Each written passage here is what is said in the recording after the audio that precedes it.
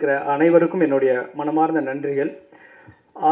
தெருக்கூத்து கலையை பற்றி திரும்பவும் நான் வந்து உங்ககிட்ட நினைவுபடுத்த வேண்டிய விஷயம் என்னென்னா, நான் திரைத்துறைக்கு வந்த பிறகு நான் வெங்காயம் படத்திலேயே தெருக்கூத்து தொடர்பான ஒரு அழுத்தமான காட்சியை பதிவு பண்ணியிருப்போம். அது உங்களை போன்ற உங்களால் மிக பெரிய அளவில் பாராட்டப்பட்டு அந்த படத்தை பற்றின ரிவ்யூ எப்போ எழுதினாலும் அந்த தெருக்கூத்து காட்சிகளை அவ்வளோ சிலாகிச்சு எழுதி அந்த படத்துக்கான உயிர் நாடியாகவே அந்த தெருக்கூத்து காட்சியை நீங்கள் வந்து மக்கள்கிட்ட கொண்டு போய் சேர்த்துன விஷயம் உங்களுக்கு ஞாபகம் இருக்கும்னு நினைக்கிறேன். நான் திரைத்துறைக்கு வந்த பிறகு இந்த தெருக்கூத்து கலையானது எவ்வளோ வேல்யூபிளானது அப்படிங்கிறது எனக்கு திரைத்துறைக்கு வந்த பிறகு தான் எனக்கு தெரிஞ்சிச்சு.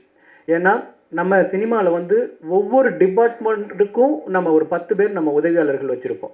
மேக்கப் அப்படின்னா நம்ம ஒரு 4 பேர் உதவியாளர்கள் இருக்கும், காஸ்டியூம்னா ஒரு 4 பேர் இருப்போம், ஃபைட்டுன்னா ஒரு 10 பேர் இருப்போம், டைரக்ஷன் டிபார்ட்மெண்ட்டில் ஒரு 10 பேர் இருப்போம், டான்ஸில் ஒரு 10 பேர் இருப்போம். அப்போது இங்கே ஒவ்வொரு டிபார்ட்மெண்ட்டுக்கும் நம்ம ஒரு 10 பேர் உதவியாளர்களை வச்சு ஒரு 24 டிபார்ட்மெண்ட்டில் நம்ம வேலை செய்கிறோம். அப்படிங்கும் பொழுது தான் நம்ம தாத்தாக்கள் அப்பாக்கள்லாம் நம்ம ஊரில் ஆடின தெருக்கூத்து கலை வந்து எவ்வளோ பெரிய வேல்யூபிளான கலை அப்படிங்கிறத என்னால் உணர முடிஞ்சுது. ஏன்னா ஒரே ஆள் தான் அங்கே ஒரு பையில் போட்டு அவரோட காஸ்டியூம் மேக்கப் திங்க் எல்லாமே எடுத்துக்கிட்டு வருவார். வந்து அவரே உட்காந்து அவர் தலையில் ஒரு துணியை எடுத்து கட்டிட்டு மேக்கப் போட ஆரம்பிப்பார். அவரே ஒரு ஹேர் ட்ரெஸ் பண்ணிப்பார், அவரே ஒரு காஸ்டியூம் டிசைன் பண்ணி வச்சுருந்துருப்பார், அவரே அதை காஸ்டியூம் வேர் பண்ணிப்பார். எல்லா வேலைகளையும் அவரே பண்ணிவிட்டு ஸ்டேஜுக்கு வந்த பிறகும் அவர் வந்து ஒரு சிங்கிள் பர்ஃபார்ம் மட்டும் பண்ணக்கூடிய நபராக இருக்க மாட்டார். அவர் பாடுவார்னா சாதாரணமாக பாடுறதில்ல, உச்சகட்டமான சத்தம் எவ்வளோ எழுப்ப முடியுமோ அவ்வளோ சத்தமாக பாடணும். எவ்வளோ உங்களால் அதிகபட்சம் எனர்ஜியோட ஆட முடியுமோ அவ்வளோ வேகமாக ஆடி ஆகணும். எவ்வளோ உங்களால் பாடி லாங்குவேஜ் கொடுத்து டைலாக் பேச முடியுமோ அவ்வளோ அழகாக அவங்க டைலாக் பேசி ஆகணும். இருக்கிற எல்லா கலைகளோட டிபார்ட்மெண்ட் எல்லாத்தையும் ஒருத்தரே தன்னகத்தே வந்து வடிவமைச்சுக்கிட்டு அதில் உச்சபட்சமாக தன்னை வந்து வெளிப்படுத்திக்கக்கூடிய அளவுக்கு வந்து ஒரு மிகச்சிறந்த கலைஞர்களாக மிகச்சிறந்த திறமைசாலியாக இருந்தால் மட்டும்தான் அந்த தெருக்கூத்து கலையை வந்து பண்ண முடியும் அப்படிங்கிறது நான் திரைத்துறைக்கு வந்த பிறகு தான் எனக்கு வந்து புரிய ஆரம்பிச்சிச்சு. சரி, வழக்கமாக நம்ம வந்து சினிமாவில் இருக்கோம், நமக்கு பத்திரிகை நண்பர்கள் இருக்காங்க, தொடர்புகள் இருக்காங்க. இப்போது நம்ம தாத்தா காலத்து கலை, நம்ம தாத்தாக்கள்லாம் நடத்தின கலைங்கும் போது நம்ம வந்து சரி இது அழிந்து வரும் கலைன்னு அப்பப்போ நம்ம பார்க்கும்போது சொல்லிக்கிட்டே இருக்கிறத விட நம்ம அந்த கலைக்கு நம்ம என்ன பண்ண முடியும்? சும்மா வாயில் சொல்லிக்கிட்டே இருக்கிறோம், அதுக்காக சிம்பத்தியை மட்டும் நம்ம பேசிக்கிட்டே இருக்கிறோம், பரிதாபத்தை மட்டும் ஏற்படுத்துறதுனால என்ன நடக்கும்? அப்போது நம்ம களத்தில் இறங்கி என்னென்னலாம் பண்ணுனா சரியாக இருக்கும், இந்த தெருக்கூத்துக்களை என்னென்னலாம் பண்ணுனா நம்ம மீட்டெடுக்க முடியும்? வெறும் ஒரு கோவில் திருவிழாக்களில் எங்கேயோ ஒரு மூலையில் மட்டுமே நடக்கக்கூடிய கலையாக இல்லாமல் எல்லா பொது நிகழ்ச்சிகளில், அரசு நிகழ்ச்சிகளில், கட்சி மீட்டிங்கில், பள்ளி ஆண்டு விழாக்களில், திருமண நிகழ்ச்சிகளில், வீட்டு விசேஷங்கள் எல்லாம் கூட அந்த தெருக்கூத்து கலையை நடத்துகிற அளவுக்கு நம்ம கொண்டு வரணும் அப்படிங்கிற ஒரு நோக்கத்தில் கடந்த ஒரு 6 ஆண்டுகளுக்கு முன்பாக நான் அதை வந்து ஒரு முன்னெடுப்பு எடுத்தேன். முதல்ல அதை வந்து கம்போடியாவில் அங்கவட் கோயிலுக்கு முன்னாடி அரங்கேற்றம் பண்ணோம். மாபெரும் வரவேற்பு கிடைச்சிச்சு. அங்கே இருக்கிற தமிழர் அல்லாதவர் எல்லாருமே இந்த கலையை வந்து கொண்டாடின விதம் தான் எனக்கு பெரிய உற்சாகம் கொடுத்துச்சு. மாபெரும் ஒரு கலையாக, மாபெரும் ஒரு ஆர்ட் ஃபார்மாக இருக்குது அப்படிங்கிறத உணர்ந்த பிறகு தொடர்ந்து இந்த தெருக்கூத்து கலையை இன்றைக்கி இருக்கிற பசங்களுக்கும் நம்ம வந்து கொண்டு போய் சேர்த்துறதுக்கு என்னென்ன வழிகள்லாம் நம்ம பண்ண முடியும், என்னென்ன மெத்தேடில் அதை வந்து மாடிஃபை பண்ணால் இன்றைக்கி இருக்கிற பசங்களுக்கு, ஏன்னா தெருக்கூத்துனாலே வந்து விடிய ஆடுவாங்க, சாயந்தரம் ஆரம்பித்து காலையில் வரைக்கும் ஆடுவாங்க. ரொம்ப பழைய செந்தமிழில் ரொம்ப டிப்பிக்கல் தமிழில் பேசுவாங்க, பசங்களுக்கு புரியாது, கொஞ்சம் அந்த ஆபாசமாக பேசுவாங்க. இப்படி அதுக்குள்ளே என்னென்னலாம் சின்ன சின்ன ட்ராபேக்காக அதில் பார்க்கப்பட்டுச்சோ அதை எல்லாத்தையுமே வந்து சரி பண்ணி நம்ம வந்து இன்றைக்கி இருக்கிற ஆடியன்ஸுக்கு பிடிக்கிற மாதிரி, இன்றைக்கி இருக்கிற பசங்களுக்கு பிடிக்கிற மாதிரி கொண்டுட்டு போகணும் அப்படின்னு நினச்சேன். இதில் இன்னொரு சவாலாக என்ன இருந்துச்சுன்னா, நம்ம ஊரில் இருக்கிற பசங்களுக்கு விட வெளிநாடுகளில் வாழ்கிற சின்ன குழந்தைங்களுக்கு, பள்ளிக்கூடம் படிக்கிற பசங்களுக்கு தமிழில் அவங்க பேசுகிறதே ரொம்ப கடினமாக இருக்கும் பொழுது இந்த கலைக்கான வடிவத்தில் ஒரு தமிழை நம்ம அவங்களுக்கு சொல்ல முடியுமா அப்படின்னா பெரிய ஆச்சரியமாக இருந்துச்சு.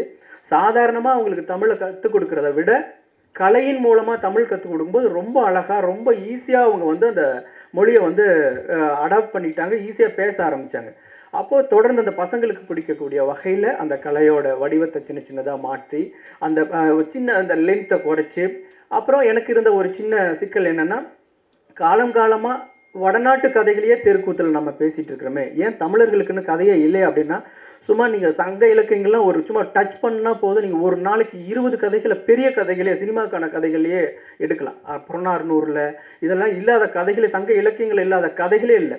அப்போ தமிழர் கதைகளை தெருக்கூத்தில் நடத்துகிறோமா அப்படின்னா இல்லை. மகாபாரத ராமாயணம் வடநாட்டில் எழுதப்பட்ட கதை, வடநாட்டு கதாநாயகர்களில் கொண்டாடக்கூடிய கதைகளை மட்டுமே நம்ம தெருக்கூத்தில் நடத்திட்டு இருக்கிறோமே.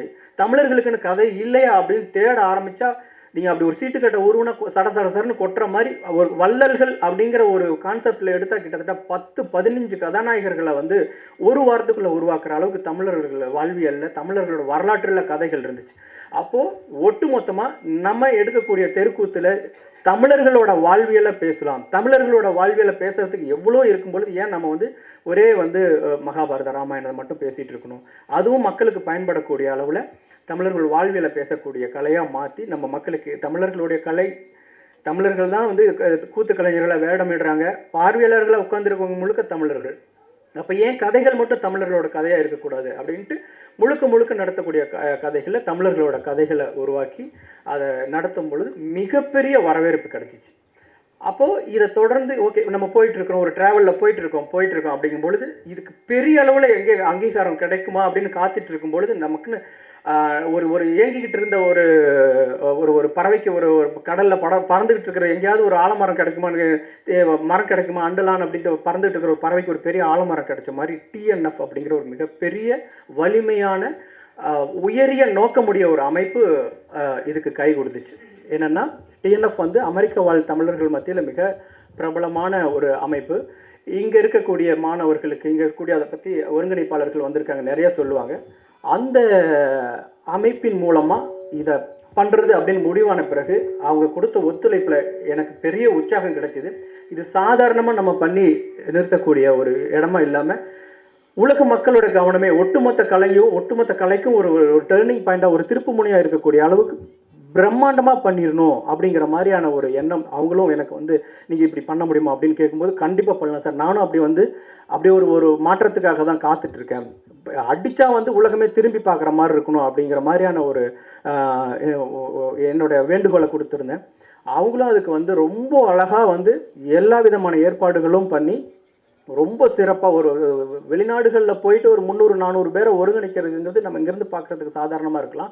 ஒவ்வொருத்தரையும் வரவழைச்சி அவங்களுக்கு பயிற்சியை கொடுத்து அது நடத்தின அந்த விதம் தான் நீங்கள் அது பார்த்தீங்க. எங்களுக்கு வந்து அந்த 2 மாத உழைப்பு, கடுமையான உழைப்புகளுக்கு பிறகு அந்த கின்னஸ் சர்டிஃபிகேட்டை வந்து இதுதான் வந்து உலகில் மிக பிரம்மாண்டமான வெளிநாடுகளில் வந்து நடத்தப்பட்டதுலேயே மிக பிரம்மாண்டமான ஒரு நாட்டுப்புற கலை நிகழ்ச்சி அப்படின்னு சொல்லி அறிவிக்கும் பொழுது அத்தனை கஷ்டமும் பறந்து போகிறதா இருந்துச்சு. அது சொல்லி வாயத்தையால் சொல்லி விளக்க முடியாது. ஏன்னா நான் என்னுடைய படத்துக்கு ஒரு வேலை செய்கிறேன், இல்லை நான் தனிப்பட்ட ஒரு பிஸ்னஸ்க்கு ஒரு வேலை செய்கிறேன்னா அது என்னுடைய படத்துக்கு மட்டும்தான் அது வந்து சப்போர்ட்டிவாக இருக்கும், அது என்னுடைய வேலைக்கு மட்டும்தான் சப்போர்ட்டிவாக இருக்கும்.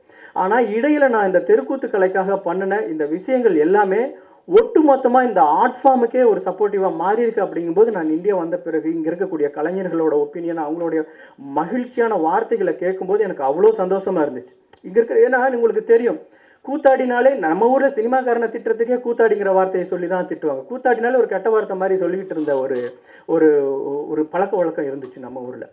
அப்போது அந்த கூத்தை அமெரிக்கா மாதிரியான ஒரு வளர்ந்த நாட்டில் ஒரு கின்னஸ் மாதிரியான ஒரு மாபெரும் அமைப்பு அங்கீகரிக்கக்கூடிய அளவில் நம்ம நடத்தியிருக்கிறோம் அப்படிங்கிறது உண்மையிலேயே நீங்கள் சொன்னால் நம்ப மாட்டீங்க. ஒவ்வொரு தெருக்கூத்தாடியும் தன்னை வந்து நெஞ்ச நிமிர்த்திக்கக்கூடிய அளவில் அவ்வளோ கொண்டாடினாங்க. தனிப்பட்ட முறையில் எனக்கு வாழ்த்து சொன்னாங்க, வாய்ஸ் மெசேஜ்லாம் கேட்டால் அவ்வளோ உருக்கமாக எனக்கு வந்து அனுப்பியிருந்தாங்க. எனக்கு மிகப்பெரிய நிறைவாக இருந்துச்சு. எங்கேயோ ஒரு சின்ன ஒரு எளிய விளிம்பு நிலையில் இருக்கக்கூடிய ஒரு கலைஞர்களோட தான் செய்கிற தொழிலை வந்து ப்ரௌடாக ஃபீல் பண்ணுற அளவுக்கு நம்ம ஒரு வேலை செஞ்சுருக்கோம் அப்படிங்கும் பொழுது ரொம்ப மகிழ்ச்சியாக இருந்துச்சு. அதுக்கு இந்த டிஎன்எஃப் என்கிற ஒரு மாபெரும் ஒரு ஆலமரத்துக்கு தான் நான் வந்து தலைவணங்கி நன்றி சொல்லணும். அந்த டிஎன்எஃப் என்ன, அது இந்த தெருக்கூத்து எப்படி உருவாச்சு அப்படிங்கிறத அந்த டிஎன்எஃப் தமிழ்நாடு அறக்கட்டளையோட தேசிய ஒருங்கிணைப்பாளர், நேஷனல் ஆர்கனைசர் வந்து திரு சிவா சார் அவர் வந்து உங்ககிட்ட பகிர்ந்துப்பார். அனைவருக்கும் முதலில் தமிழ்நாடு டிஎன்எஃப் என்பது தமிழ்நாடு அறக்கட்டளை சுருக்கம்.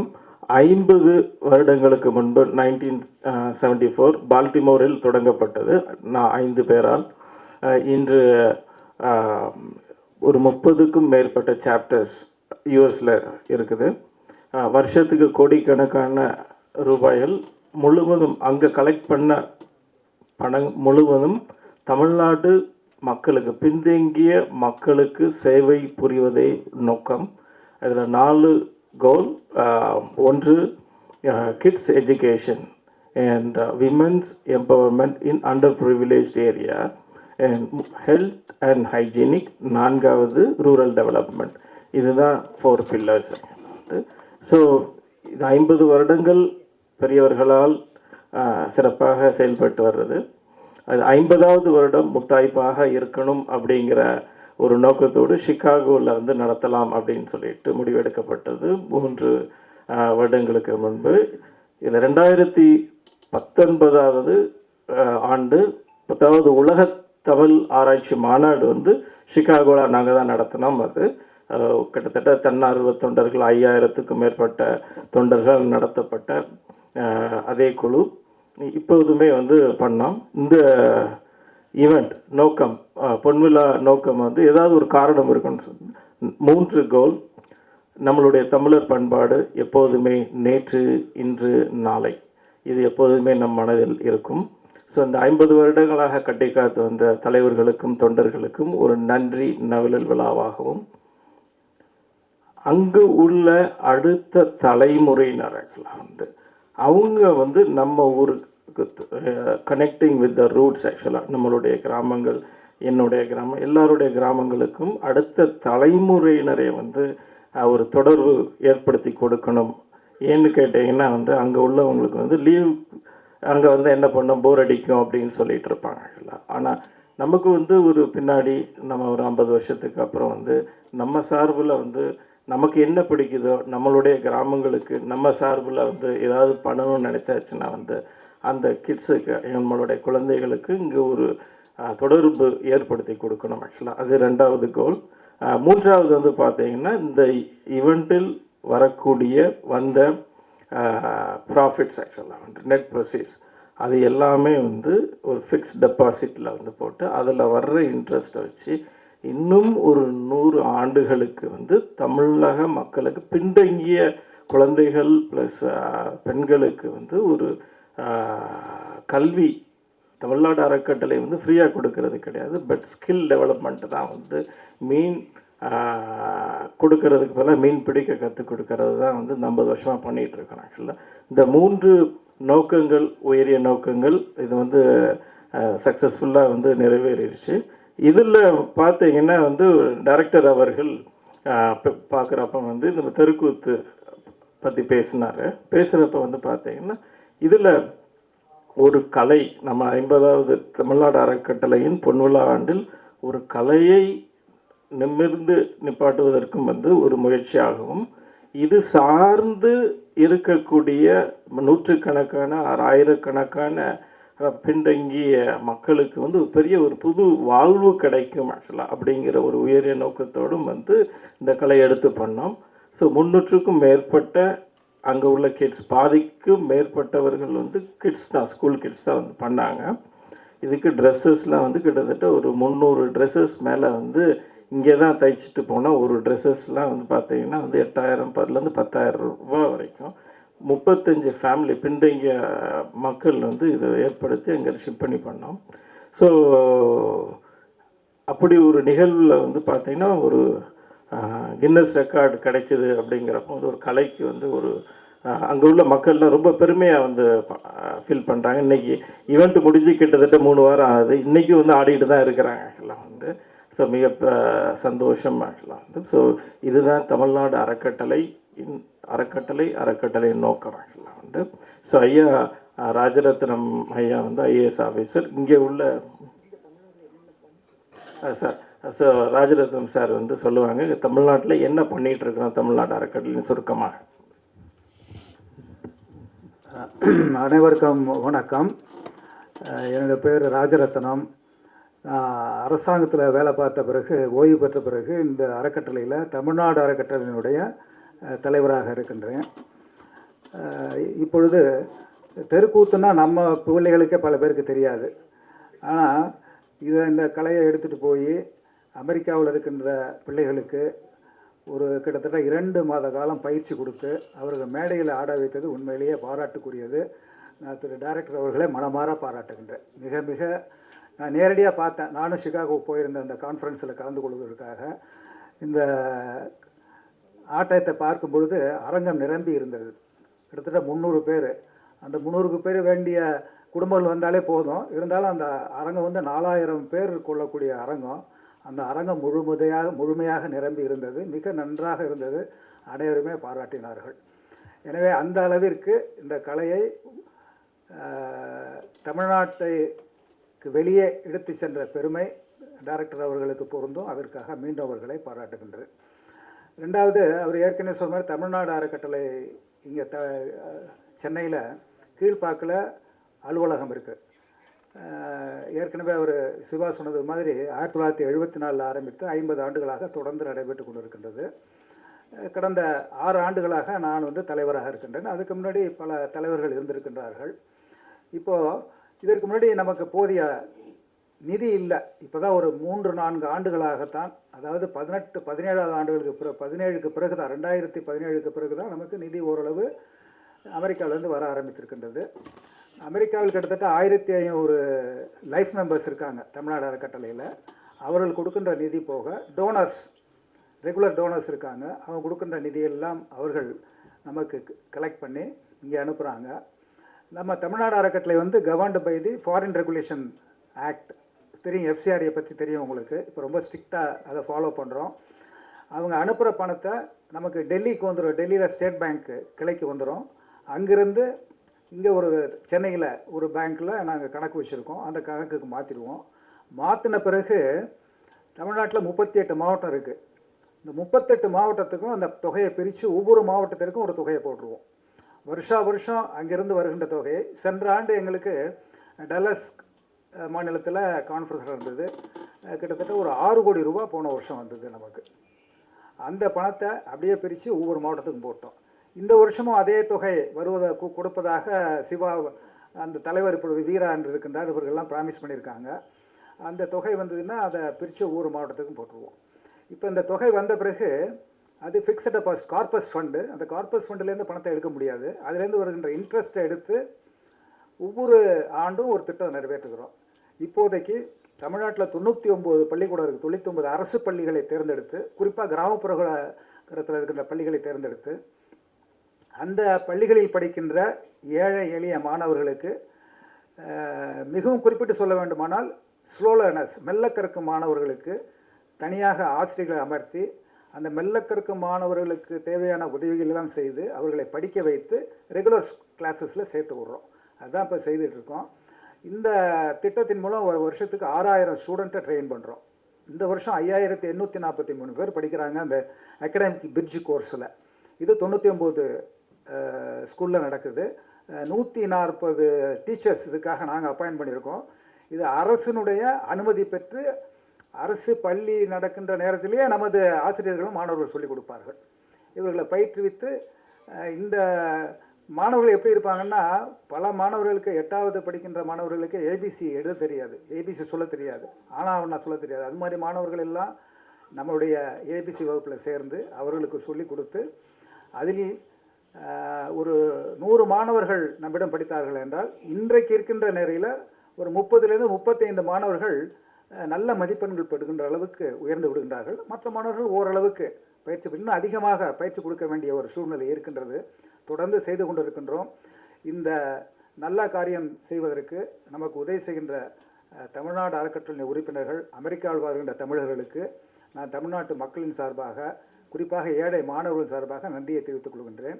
இது தவிர்த்து வருகின்ற ஆறுகளில் விமன் எம்பவர்மெண்ட், அதாவது கல்வி கொடுப்பதோடு இல்லாமல் கிராமப்புற பெண்களுக்கு வேலைவாய்ப்பும் ஏற்படுத்தி கொடுக்க வேண்டும் என்பதற்காக சில திட்டங்களை தொடங்குவதற்காக இந்த ஆண்டிலிருந்து தொடங்க ஆரம்பித்திருக்கின்றோம்.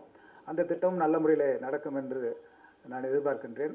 இதற்கு தமிழக அரசினுடைய ஒத்துழைப்பு மிக நல்ல அளவில் நமக்கு கிடைத்திருக்கின்றது. எனவே I thank the government of Tamil Nadu for having permitted us. The only organization which has been permitted to work in the government school during working hours is Tamil Nadu Foundation.